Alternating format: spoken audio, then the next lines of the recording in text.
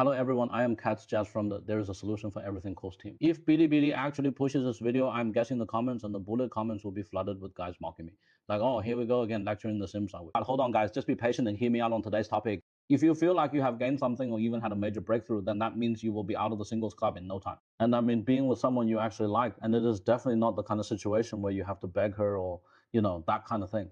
It is that this girl is genuinely and wholeheartedly won over by you. And she will be the one who willingly chooses to be with you. There's this classic saying about how women think. Women do not fall in love. They just run off with whoever is nice to them. This saying is pretty widespread, and it seems to imply that as long as you are constantly good to her, you will eventually win her heart. But here's the thing, when it comes to being good to her, men and women have completely different ideas about what that means. For guys, being good to her often means doing practical things like buying gifts, being at her beck and call, or saying yes to every request, but despite all that, they get nothing in return. Instead, you might get friend zoned, be seen as a simp, or even get taken advantage of. And that is exactly why a lot of people see the title and immediately jump into flame me, because that is what being good to her means to them. But that is a completely different thing from what girls actually want when they say be good to me. So in today's video, we're going to do a deep dive and break this whole topic down. The core of the problem is that what guys think it means to be good to her and what girls actually expect from that are often two completely different mindsets, two different concepts. For many guys, being good to her is at its core a form of covert investment and expectation. For example, I do something for you. Let us call it A, and I expect something in return, B. This B could be your affection, a commitment from you, or you becoming dependent on me. Or to put it bluntly, the end result of you becoming my girlfriend. So the starting point of this goodness is often my own needs. I am using this act of being good to you to get something I want in return. This can look like being super attentive, like showering her with expensive gifts, planning these elaborate surprises, making a big public confession, or just constantly giving in to her unconditionally. But underneath this goodness lies a faint, invisible thread. On one end of the thread is the guy's effort, and on the other end is the reward he is hoping to get in return. And when that return does not come, feelings of grievance, resentment, and bitterness will bubble up. That whole I have done so much for you, why are you treating me like this kind of thing. This kind of goodness is driven by a strong sense of purpose and quid pro quo. So how can we clearly explain the difference between this kind of good and the good that a girl actually wants? Hold on, let me break it down for you step by step. The shift in what it means to act with benevolence and righteousness. So what does it mean to practice benevolence? It means I know that benevolence and righteousness are the right standards, the correct principles to live by. So I go out and do what is benevolent and righteous. This act itself is me actively choosing to do things that align with an external, socially recognized standard of good. There could be many motives behind it: to gain social approval, to find inner peace. In short, I am doing it to get some kind of benefit. And for a lot of guys, what they call being good to her falls squarely into this category of practicing benevolence. For example, I know that being nice to a girl is the right way to win her over. It is a righteous deed, so I am just executing this method, doing these things, and I am doing all this to achieve the goal of making you like me. You could say this is the logic behind how the vast majority of guys approach and pursue women these days, and that is exactly why they get shut down. Now, I know a lot of you watching this are still going to be unconvinced. You will say, if I do not do it for a return, then why should I even bother putting in the effort? Look, it does not matter if you are not convinced. No matter how perfectly logical it sounds from your perspective, it just does not work in the real world. Because what I am saying here is not about whether your logic is right or wrong. It is that treating being nice to her as a way to win her over is fundamentally flawed from the get-go. Because you will start calculating the cost, expecting a return, and then you'll become obsessed with gains and losses, and all of that will just drain you internally. And what she feels in return is not pure affection. Instead, it is pressure, like she is being guilt-tripped, or to put it bluntly, emotionally bribed. She will feel like every single thing you do for her is just adding to a tab she owes you, a debt she probably cannot pay back, and one she does not even want to repay in the way you expect. This is the honest truth for most women when the guy is actively pursuing them. She just feels like your intentions are not that pure. So the kind of being good to her that women truly long for is closer to what Mencius called acting from benevolence and righteousness. It is not about performing acts of kindness, but about actions that naturally flow from a heart full of compassion. Benevolence and righteousness have become a part of your very nature, your emotions. The way you treat her is the natural, spontaneous external expression of these inner feelings. You are not just going through the motions of a good boyfriend checklist. You are doing it because you love her, you care about her, and she is always on your mind. So naturally, you will want to give her the best things, want to share her burdens, and want to make her happy.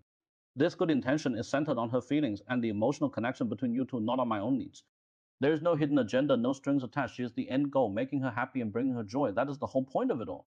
Now, this distinction is subtle yet profound in real life situations. Let me give you an example that might just capture what a lot of women are thinking.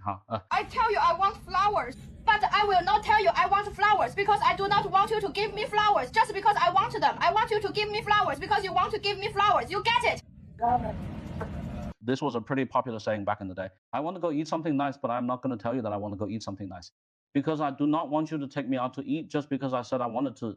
I want you to take me out to eat because you want to take me out to eat. I want you to be eating something delicious and think, I have got to take her here next time. Do you get what I mean? This is a classic line. It is like a key that unlocks a complex psychological need women have in relationships. So let us break this down layer by layer. The first layer is, I do not want you to do something just because I want you to. This all comes down to the motivation behind the action. If you only do something because I asked for it or expressed a need, then it feels more like you are just responding to a task or simply fulfilling a requirement. He might be able to meet my needs, sure, but it lacks that heartfelt intention behind the initiative. A girl will wonder, are you just trying to complete the task of making me happy, or is it because you genuinely care about me and want to make me happy from the heart? The feelings and emotions evoked by these two approaches are completely different.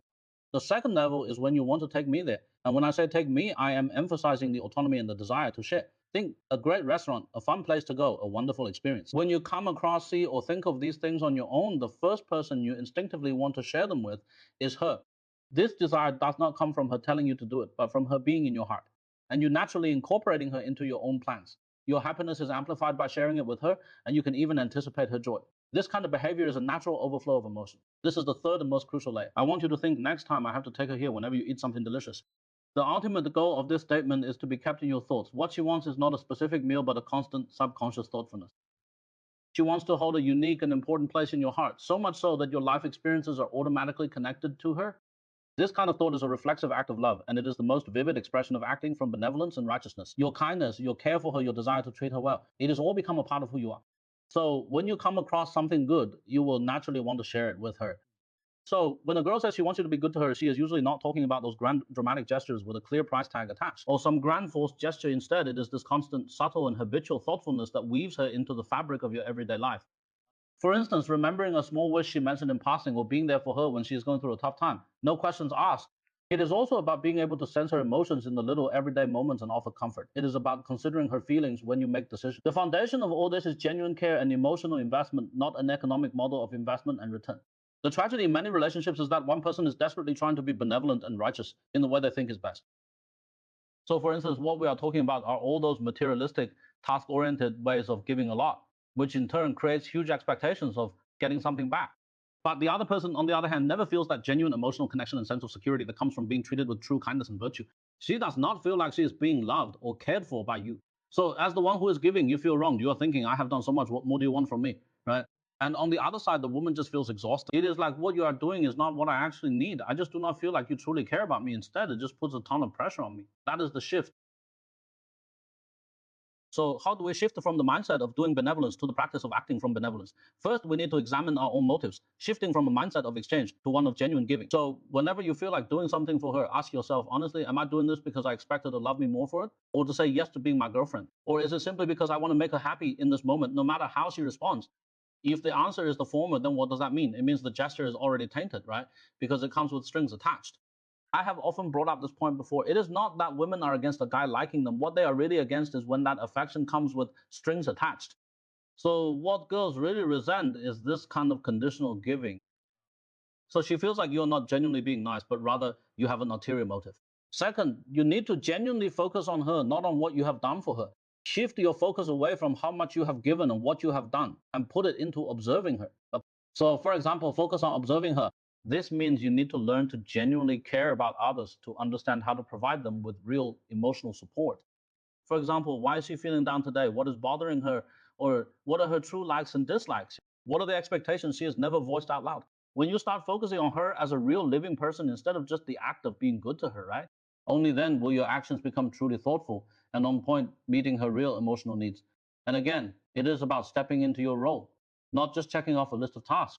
In the relationship, you are her admirer, her friend, or her partner, right? Step into that role and think about what the natural responsibilities and emotions of that role are. So, as someone who cares about her, when she gets sick, is your first instinct to rush in and show off, like, look how much I care by just bringing her medicine? Or is it a genuine concern for her well being, trying everything you can to make her feel a little better?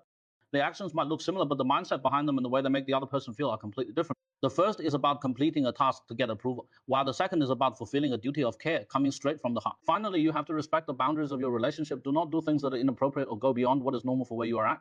Within that framework, if you're just colleagues, then you should act like colleagues. For example, even if you like her, if you are just colleagues, you cannot just show up at her place unannounced to give her a gift without her permission. And you cannot just openly show affection at work, causing your colleagues to gossip. Instead, you need to express your feelings through the normal everyday things that happen within the relationship. For example, let us say she mentioned she likes chicken legs. So if she just asks you to grab her some food, but you go out of your way to add that chicken drumstick she loves, that is the kind of gesture that is actually appropriate. Even when you are in a relationship, you have to respect her feelings, not just stick to your own script. What you consider good must be validated by how the other person actually feels. If she has made it clear she does not want the pressure, then stubbornly insisting on your own idea of good just becomes a form of coercion and selfishness. True love, the kind that comes from a place of benevolence and righteousness, involves respect and restraint. It is about wanting you to be happy and making you happy in a way that you can accept. It is not about me having to be good to you in my own way and you being forced to accept it and be grateful. All right, after all that, I hope you can tell the difference between these two situations and not fall into black and white thinking. All right, that is all I have for you today. This is the Solution Oriented Course Group. I am Katz Jazz, and I will see you in the next one. Bye.